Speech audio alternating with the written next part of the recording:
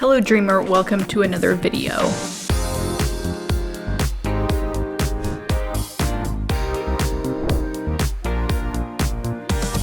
We're in London and we took Norse Airlines to get here, and I thought that I would tell you about it. I'm going to be rating Norse on 6 different categories and giving you my overall thoughts on each. Starting right off with check-in. Check-in unfortunately couldn't have gone worse. I promise later in the video it gets better and more positive, but unfortunately check-in wasn't good. Norse makes you check in at the counter at the airport. You can't check in online. The line was fairly long, not crazy long, but moderately long, and it moved very slowly. So something that you have to count for if you're flying them is that you need to get to the airport even earlier to account for check-in at the counter. Now they are making you check in at the counter because they are weighing your bags, even your carry-on bags. Now, many European airlines tell you to have your carry-on bag under a certain weight, usually about 22 pounds. Norse was enforcing this. I've flown several European airlines and I've actually never encountered this. So I'd love to hear if this is particularly normal and I just got lucky before, or if Norse is enforcing a standard that's not particularly normal. Anyhow, because I'd never encountered that before, we got to the counter and one of our carry-on bags was overweight. Luckily, I had purchased a checked bag, but we just weren't gonna use it. But thank goodness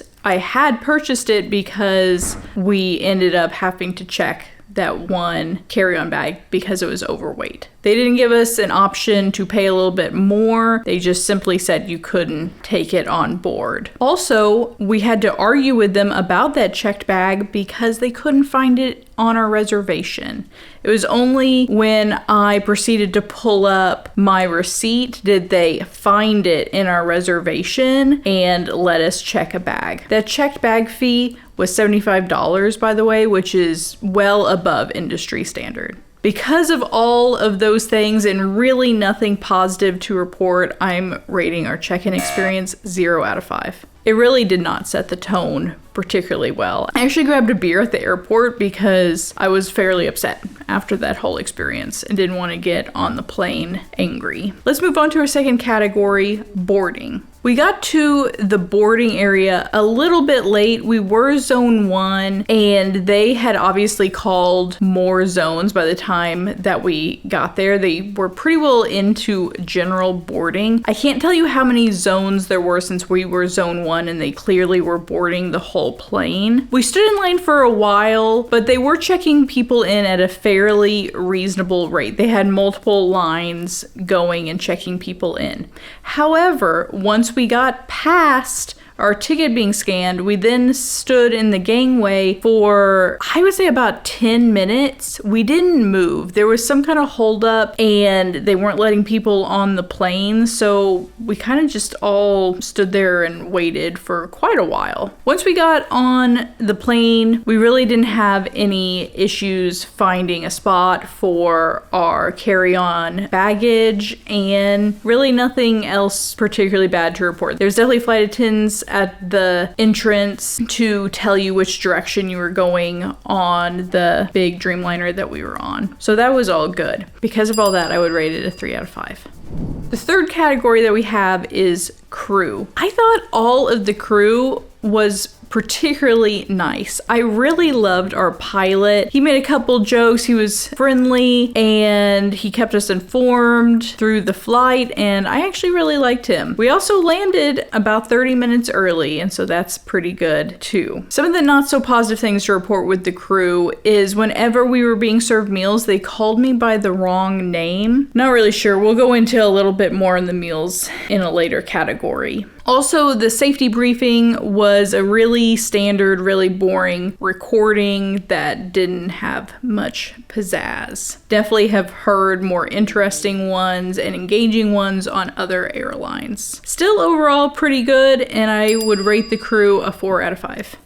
Now let's move on to the seat. On a long haul flight, the seat can make or break your trip. This was a big, older style, think like an old 2000s, 90s, 2000s first class seat that would have been on like a United or American Airlines. But the cabin was clean, the plane felt new, there's plenty of room for our baggage up above. However, there was not very much room under the seat. We have just normal book bags and they didn't really fit. There was ample amount of legroom.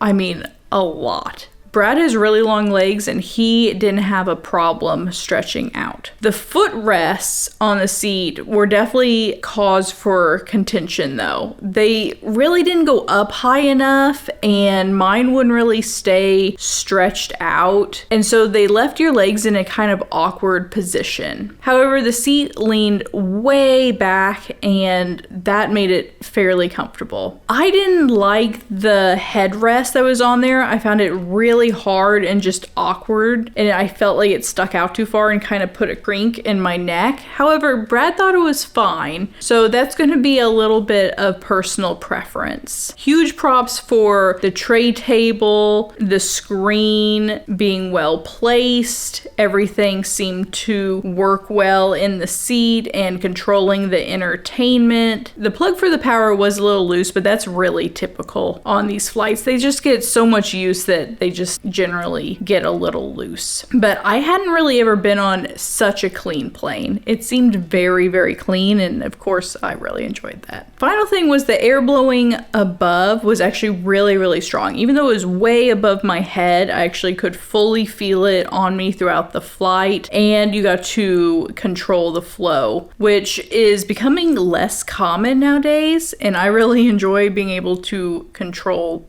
the airflow above me. With all of that considered, I would rate the seat a 4 out of 5.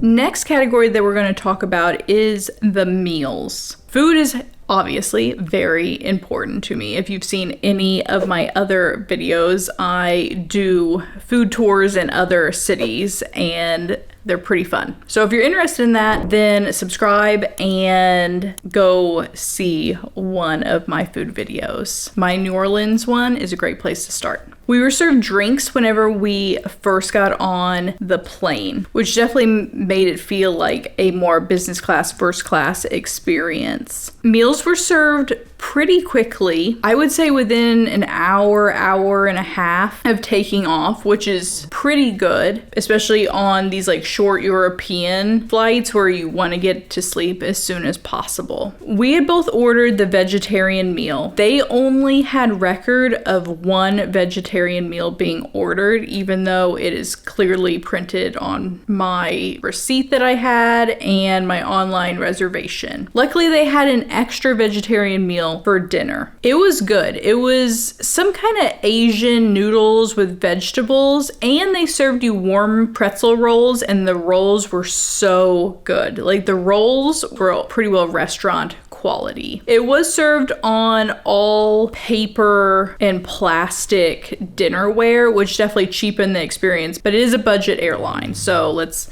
mainly stick to the actual food quality. For the vegetarian meal, you got fruit. It was fresh. There was nothing wrong with it. And then we got some kind of strange cucumber tomato salad. I use that term really loosely. It definitely wasn't my taste, but Brad ate it and he said it wasn't too bad. For breakfast, they served that about an hour before we were supposed to land, which I think is pretty decent timing. Once again, we ordered the vegetarian meal and they only had record of one of them and they didn't have an extra. The normal meal there was an omelet with some kind of hollandaise sauce on it. The sauce was really flavorful and the omelet wasn't too bad. It was served with hash browns and the hash browns tasted terrible. Not sure what they did to them. We also got a container of yogurt with breakfast. The vegetarian meal for breakfast was absolutely terrible. It was like miscellaneous vegetables and then some very strange, I'm going to say non-egg substitute type of scramble. Didn't really have any flavor. It was not good. I think the whole breakfast meal would have been better with some kind of breakfast pastry added in. With all of those things considered, I would rate the meals a 3 out of 5. It wasn't bad, and I mainly care about dinner, which ended up being pretty good, but it's also kind of unexcusable that they didn't have records of our choices.